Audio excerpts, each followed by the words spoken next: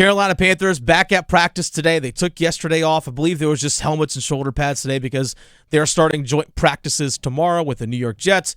Joint practices tomorrow and on Thursday before Saturday's preseason opener against the New York Jets at Bank of America Stadium. We know that Bryce Young is QB1. He's starting that preseason game as he should. So we talked about yesterday, how about over the weekend, the Carolina Panthers agreed to a contract with Justin Houston, the outside linebacker who played last season with the Baltimore Ravens, had spent a couple years with the Indianapolis Colts when Frank Reich was the head coach, who's now the head coach of the Carolina Panthers. Long time with the Kansas City Chiefs. They signed him to a contract. He's in Spartanburg for his physical.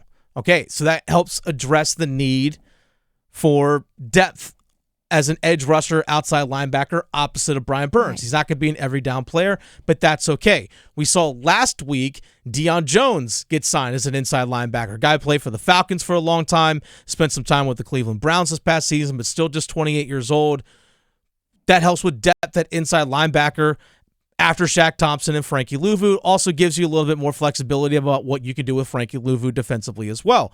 Okay, so a couple needs defensively were addressed. I think they're good signings. If anything, all right, if they don't work out, you still go with what you had before. Yeah. That's okay. It was good. It was working. So one of my big question marks still remains for this team is depth at corner. Now, I'm wondering if with a new coaching staff, if some of these young guys, if C.J. Henderson in his fourth year in the NFL can develop into being what he somewhat close to the first-round pick that he was. He was his first-round pick by the Jacksonville Jaguars. Can he somewhat live up to that level, right? I mean, you don't just get randomly picked in the first round. You get picked in the first round for a reason. He must be somewhat talented, right? Yeah. My question is depth at corner. We've seen J.C. Horn struggle with injuries throughout his career in his first two seasons in the NFL. J.C. Horn, when he's healthy, is one of the best lockdown corners in the NFL. That's undisputed. He's right up there with a Jair Alexander or Jalen Ramsey. I think he's up there in terms of that talent. But again, got to stay on the field. Then opposite of that, you have Dante Jackson. He had the Achilles injury last season. How is he recovering from that? How is his speed? How is everything for him on the outside as he recovers from this injury? How strong is the Achilles? How strong, again, when you're recovering and rehabbing from an injury, you're not training for the season. They're two different things. So I'm curious to see how he does and how his body holds up, because sometimes when you're dealing with injuries, you're not able to train the rest of your body properly, which can sometimes linger into turn into other injuries that can linger on. So my question is, what's depth at corner going to look like if those two guys happen to go down again? That's my biggest concern for this team, at least on defense right now. Still questions about edge rusher opposite of Brian Burns, but I think, again, the addition of Justin Houston does help with that, or at least provide some level of insurance possibly. How does DJ Johnson develop? How does Amari Barno develop?